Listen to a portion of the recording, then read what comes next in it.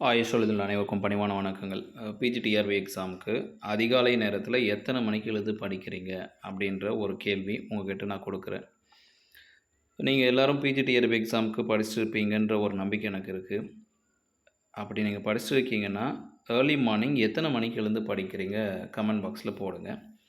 இதை நம்ம தொடர்ந்து செய்யலாம். ஒரு டியூரேஷன் டெய்லியுமே நாம் அதிகாலை நேரத்தில் எழுந்து படிக்கணும் அப்படின்னா நாம் ஏதாவது ஒரு வரையறைக்கு உட்பட்ட ஒரு இடத்துல இருக்கணும்.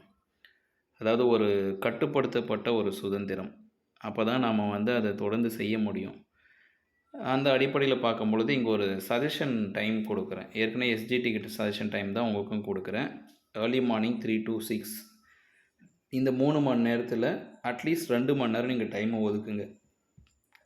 இது வேலைக்கு போகிறவங்களுக்கு. யாரெல்லாம் ஸ்கூலுக்கு போயிட்டே படிக்கிறீங்களோ உங்களோட கோல்டன் டைமே எங்கே இருக்குது அப்படின்னா இந்த early morning 3 to 6 AM, evening 6 to 9 PM, அதே மாதிரி நைட்டு 9 to 11:59 PM. அப்போ உங்களுக்கு மொத்தம் 9 மணி நேரம் இருக்குது. இந்த 9 மணி நேரத்தில் உங்களோட வீட்டு ஒர்க்கு, ஸ்கூல் ஒர்க்கெல்லாம் முடிச்சுட்டு கிளியராக எங்காவது ஒரு இடத்துல 2 மணி நேரம் ஒதுக்குங்க. இந்த ஏர்லி மார்னிங் 3 to 6 பொறுத்த வரையும் என்னோடய சஜஷன் என்ன அப்படின்னா அட்லீஸ்ட்டு 4 to 5:30 உள்ளே இருக்கணும்.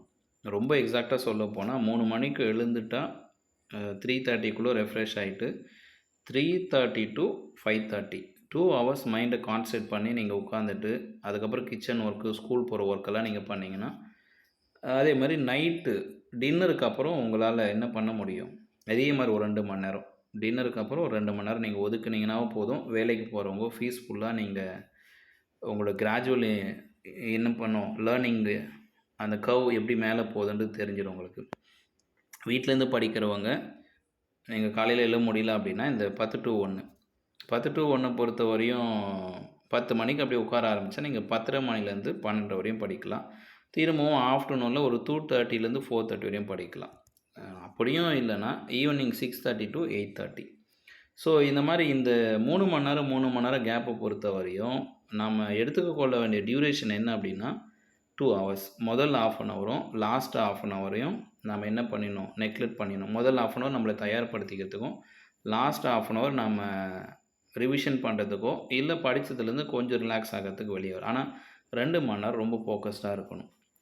ஸோ இந்த வீடியோட நோக்கமே என்னென்னா நீங்கள் ஏர்லி மார்னிங் எழுந்து படிக்கிறீங்களா இல்லையான்றது. நீங்கள் படிக்கிறீங்கன்னா ஏர்லி மார்னிங் எழுந்து படிக்கிறேன் கமெண்ட் போடுங்க, அது என்ன டைமுன்னு போடுங்க. அப்படி இல்லை அப்படின்னா அதையும் சொல்லுங்கள், நாளையிலேருந்து ஆரம்பிச்சுக்கலாம். இது நாள் வரையும் ஏர்லி மார்னிங் எழுந்து படிக்கிற பழக்கம் இல்லை சார், ஆனாலும் இந்த வீடியோ பார்த்த உடனே படிக்கணும்னு தோணுது, ஸ்டார்ட் பண்ணணும்னு தோணுது அப்படின்னா தினமும் அதிகாலை நேரத்தில் ஆயுஷோட வீடியோ உங்களுக்கு வரும். அது கொஷின் ஆன்சராக வரலாம், வழிகாட்டுதலாக வரலாம், இல்லை ஏதோ ஒரு டெஸ்ட் பேட்சாக கூட உங்களுக்கு டெமோ டெஸ்ட்டோ அந்த மாதிரி ஏதாவது ஒரு கான்செப்டில் எதிர்காலத்தில் உங்கள்கிட்ட கொடுக்குறேன். மறக்காமல் கமெண்ட்டில் போடுங்க. நீங்கள் காலைல எத்தனை மணிக்கு எழுந்து படிக்கிறீங்க அதையும் போடுங்க. அதே மாதிரி எத்தனை மணிக்கு நீங்கள் நைட்டில் படிச்சுட்டு தூங்குறீங்க முடிஞ்சால் அதை போடுங்க.